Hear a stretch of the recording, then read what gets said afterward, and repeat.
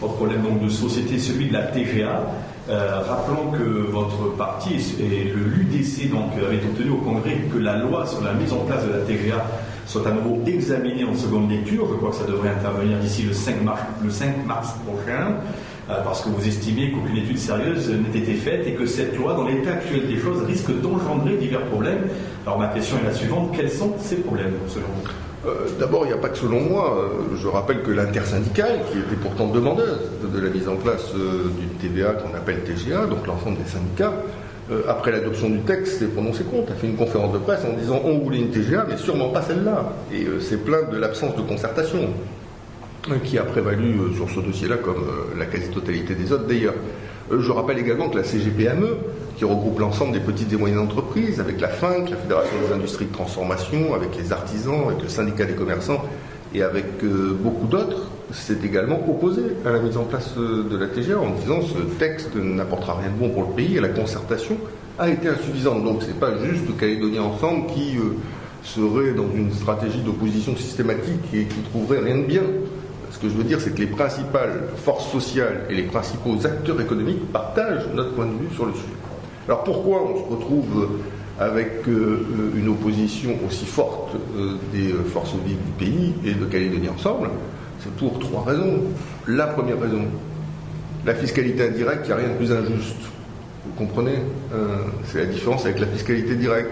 Quand vous payez un produit quel qu'il soit, y compris un produit de base alimentaire, que vous gagnez 1 million par mois ou que vous gagnez 50 000 francs par mois, vous allez payer la même taxe sur le produit. Donc ça, c'est la première chose en ce qui concerne la fiscalité indirecte. Mais pourquoi elle est toujours préférée par les pouvoirs publics et par les gouvernements? Parce qu'elle est indolore. Bien sûr, le consommateur, il ne se rend pas compte. Il achète son paquet de Sao, il ne sait pas que sur le paquet de Sao, il y a 20%, ça va c'est payé en impôts. Mais qu'on gagne 1 million ou 50 000 balles, on paye tous les 20% en impôts. Donc ça, c'est la première raison pour laquelle nous sommes opposés à cette réforme. La deuxième raison, c'est que cette réforme aura un effet inflationniste. En clair, rendez-vous en 2013, l'inflation sur l'année sera au moins de 4%. C'est considérable. Aujourd'hui, elle est de 2. C'est une inflation multipliée par 2.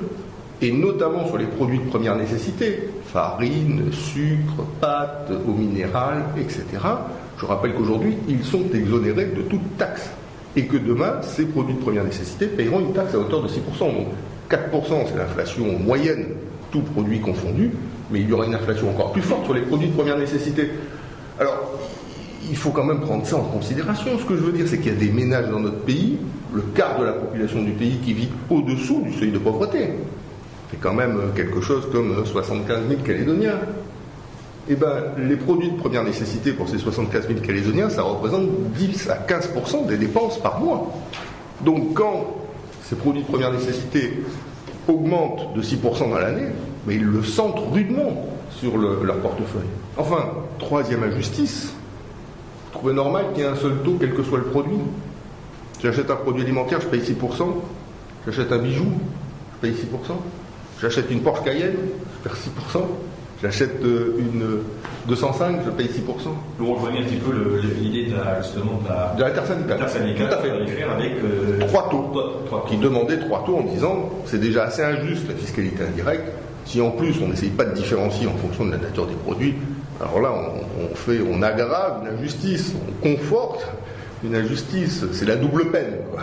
Non seulement tout le monde paye quels que soient ses revenus, mais en plus qu'on puisse s'acheter des produits de luxe ou des produits de base, on paye la même chose. Donc voilà, pour dire quelques mots, pour quelles raisons Calédonie Ensemble s'est opposé, pour quelles raisons on a demandé cette deuxième lecture.